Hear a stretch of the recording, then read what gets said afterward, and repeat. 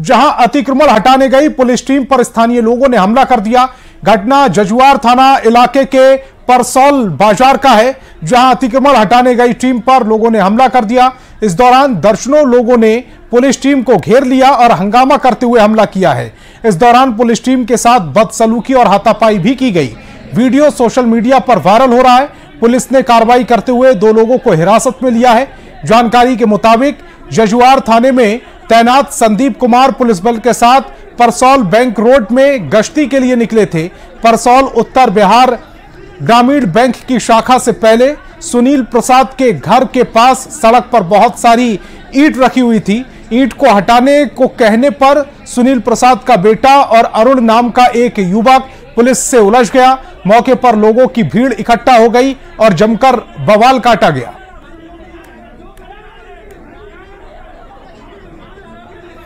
और पटना में बीच सड़क पर एक गाड़ी में आग लगने से अफरा तफरी का माहौल बन गया। मामला फतुआ थाना इलाके के 4 लेन स्थित छपाक वाटर पार्क के पास का है, जहां से गुजर रही कार में अचानक आग लग गई। गनीमत यह रही कि कार सवार लोग किसी तरह बाहर आ गए। वहीं मामले की जानकारी पुलिस और फायर ब्रिगेड को दी गई, जिसके बाद मौके पर पहुंची टीम ने कड़ी मशक्कत के बाद आग पर काबू पाया।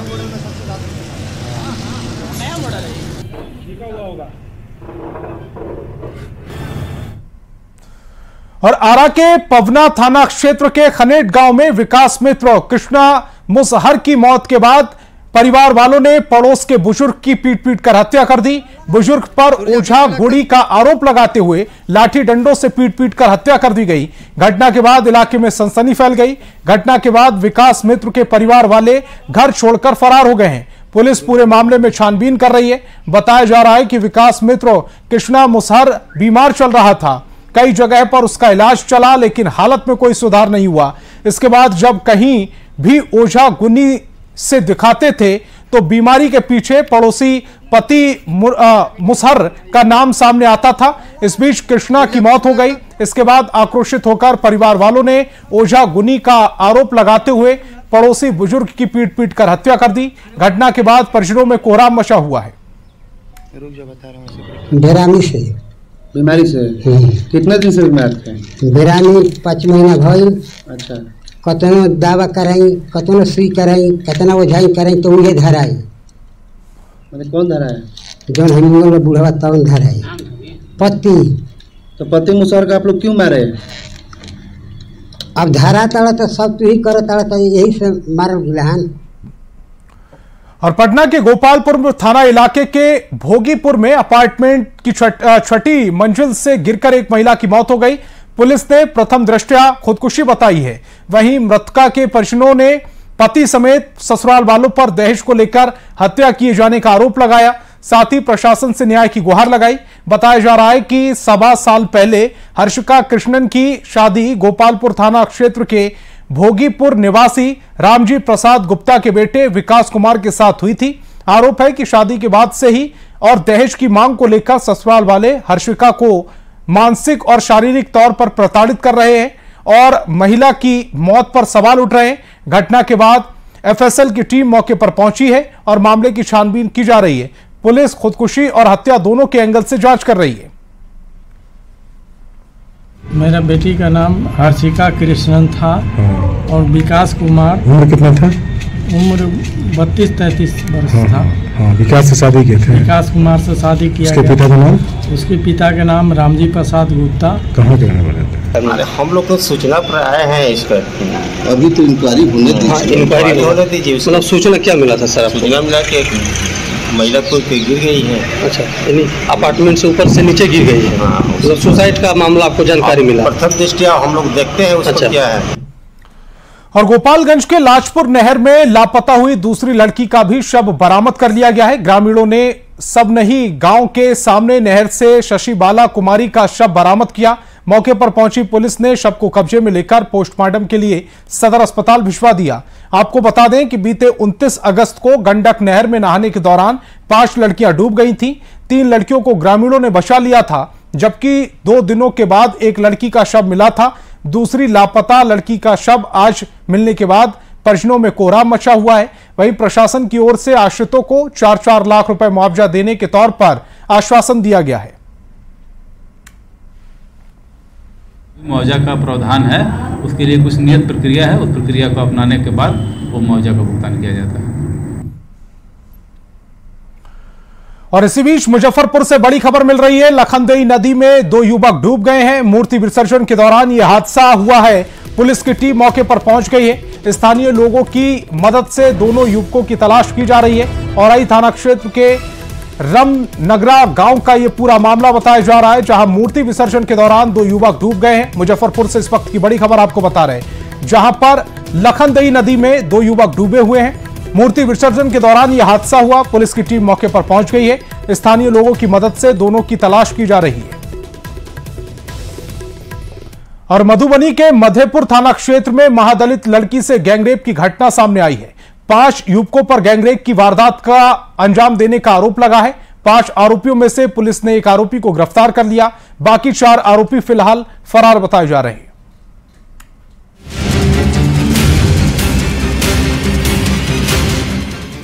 पश्चिम बंगाल के आरजीकर अस्पताल में डॉक्टर से रेप और हत्या के बाद अभी लोगों का गुस्सा शांत भी नहीं हुआ था कि बिहार में भी एक गैंगरेप की घटना सामने आ गई।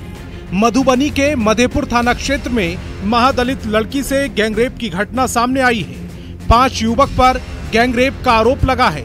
पुलिस के मुताबिक पीड़ित लड़की मेला देखकर घर लौट रही थी, तभी बीच रास्ते में 5 युवकों ने उसे उठा लिया और फिर सुनसान जगह ले जाकर गैंगरेप की वारदात को अंजाम दिया। 5 आरोपियों में से पुलिस ने 1 आरोपी को गिरफ्तार कर लिया है। बाकी 4 आरोपी अभी फरार हैं, जिनकी गिरफ्तारी के लिए छापेमारी की जा रही है। सूचना के बाद एफएसएल की टीम को बुलवाया गया था थाना के द्वारा, और अभियुक्त की भी पहचान हुई थी और अभियुक्त भी उस लड़की को घर पर छोड़ने गया था। उसी क्रम में भी जो अभियुक्त पकड़ा गया। 2012 में हुई निर्भया कांड के बाद जिस ढंग से लोग सड़कों पर उतरे, विरोध प्रदर्शन हुए, सरकार ने महिला अपराध से जुड़े कानून को बहुत कड़ा कर दिया।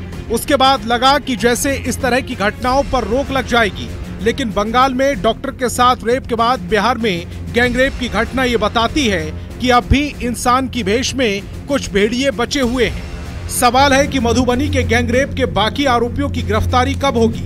मधुबनी से न्यूज़ 18 के लिए ब्यूरो रिपोर्ट। और सासाराम से बड़ी खबर मिल रही है। 2 बाइक की आपस में टक्कर हुई है, जिसमें 3 युवकों की मौत हो गई। हादसे में 2 युवक घायल भी बताए जा रहे हैं। घायलों को सदर अस्पताल में भर्ती कराया गया है। मृतक तीनों युवक रोहतास थाना क्षेत्र के निवासी बताए जा रहे हैं। रोहतास थाना क्षेत्र के समहुता में यह पूरा हादसा हुआ है, जहां पर 2 बाइक की आपस में टक्कर हुई, जिसमें 3 युवकों की मौत हो गई है। 2 युवक घायल बताए जा रहे हैं। यानी 2 बाइक पर कुल 5 युवक बैठे हुए थे, जो इस पूरे हादसे का शिकार हुए हैं, जिसमें 3 की मौत हो गई है। 2 युवक घायल हैं, जिन्हें सदर अस्पताल में भर्ती कराया गया है। मृतक तीनों युवक रोहतास थाना क्षेत्र के रहने वाले हैं और समहुता में यह हादसा हुआ है। जातीय गणना और 65% आरक्षण की 9वीं अनुसूची में शामिल करने की मांग को लेकर आरजेडी ने 1 दिवसीय धरना प्रदर्शन किया।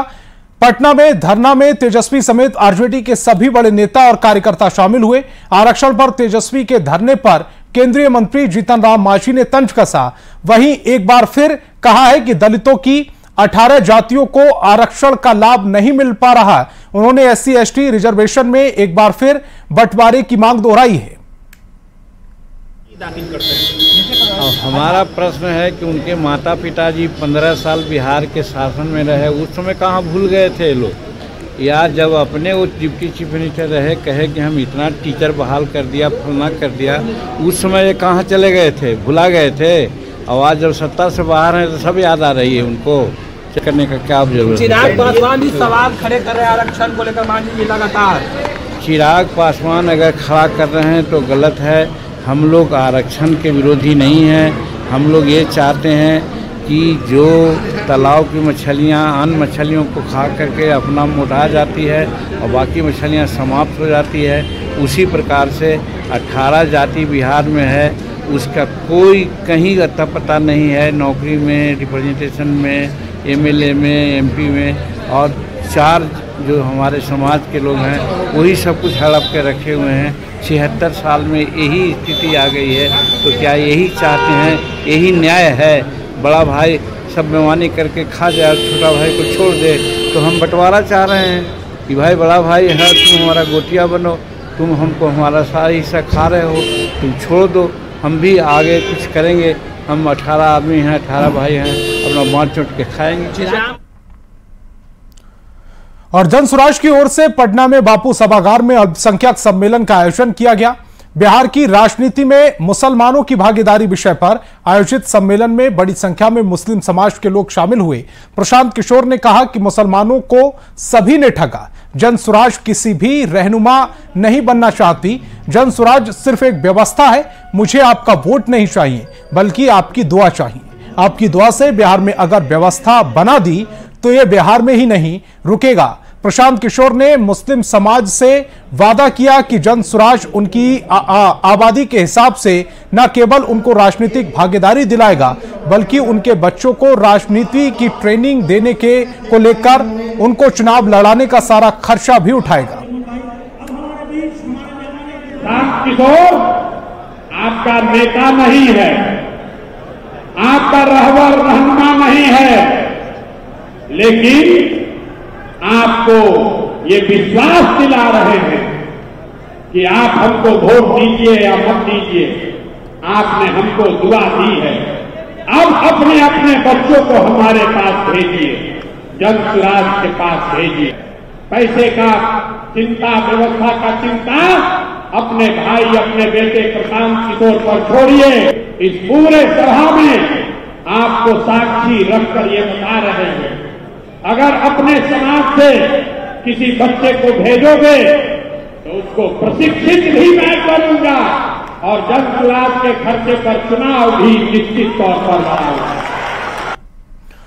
रोहतास के डेहरी अनुमंडल में कल सीएम नीतीश कुमार की यात्रा को लेकर तमाम तैयारियां कर ली गई हैं। सीएम नीतीश कुमार चिथौलू के तुतला भवानी वाटरफॉल जाएंगे, साथ ही डेहरी की ITI कॉलेज परिसर में सेंटर ऑफ एक्सीलेंस का उद्घाटन करेंगे। सीएम भैंसही पंचायत में कई योजनाओं का शिलान्यास करेंगे। इसके अलावा सोन नदी के किनारे बनाए जा रहे वाटर ट्रीटमेंट प्लांट का भी उद्घाटन करेंगे। सीएम नीतीश रोहतास को विभिन्न योजनाओं की सौगात देंगे। जायजा लिया न्यूज 18 संवाददाता अजित कुमार ने।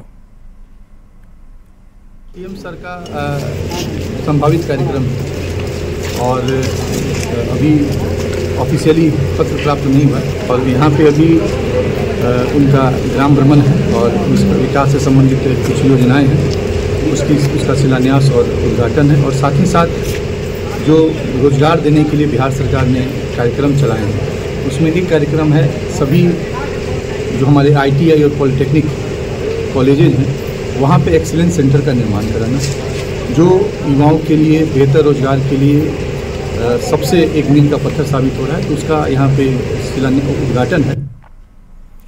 और पूर्व मंत्री श्याम रजक जेडीयू में शामिल हो गए हैं। पटना के जेडीयू ऑफिस में जेडीयू के कार्यकारी अध्यक्ष संजय झा और बिहार प्रदेश अध्यक्ष उमेश कुशवाहा ने उन्हें पार्टी की सदस्यता दिलाई।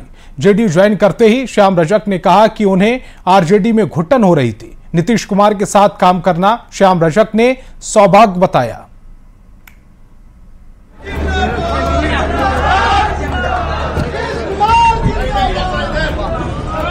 मैं घुटन महसूस कर रहा था, अपमानित महसूस कर रहा था। बिहार विधानसभा के चुनाव भले ही अगले साल हो, नेताओं के इधर से उधर और उधर से इधर आने का सिलसिला शुरू हो गया है। पूर्व मंत्री और पूर्व आरजेडी नेता श्याम रजक एक बार फिर जेडीयू में शामिल हो गए। पटना के जेडीयू ऑफिस में जेडीयू के कार्यकारी अध्यक्ष संजय झा और बिहार प्रदेश अध्यक्ष उमेश कुशवाहा ने उन्हें पार्टी की सदस्यता दिलाई। जेडीयू ज्वाइन करते हुए श्याम रजक ने कहा आरजेडी पर निशाना साधते हुए कि उन्हें वहां पर घुटन हो रही थी। मेरी आदत नहीं है किसी पर व्यक्तिगत टिप्पणी करने का, लेकिन मैं घुटन महसूस कर रहा था, अपमानित महसूस कर रहा था। जेडीयू नेताओं ने भी पूरे गर्मजोशी के साथ श्याम रजक का पार्टी में स्वागत किया।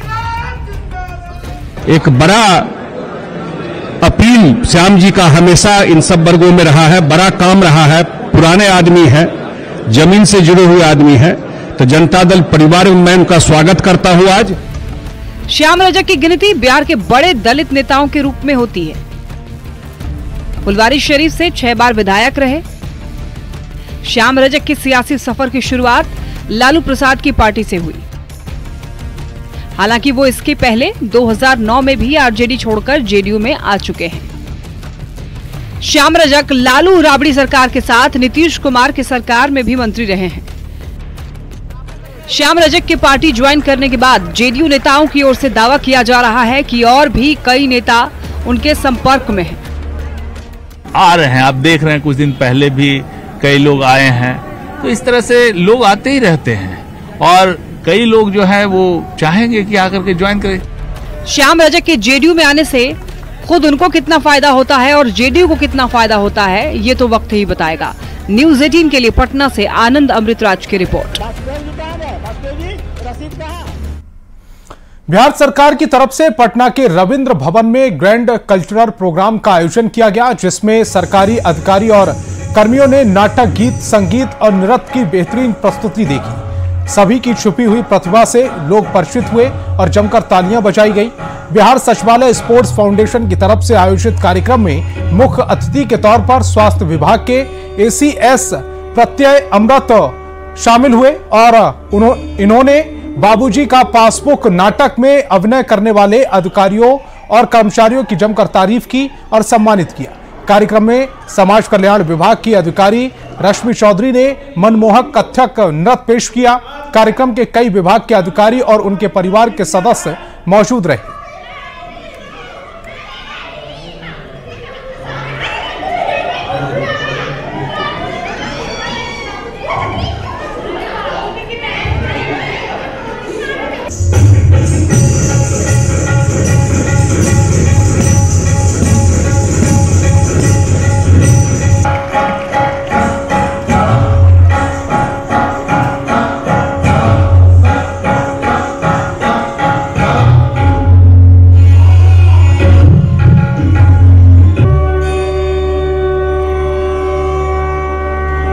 कार्यक्रम की रूपरेखा ये थी कि बिहार सचिवालय स्पोर्ट्स फाउंडेशन के तहत जो हमारे सरकारी कर्मी हैं उनकी प्रस्तुति रही।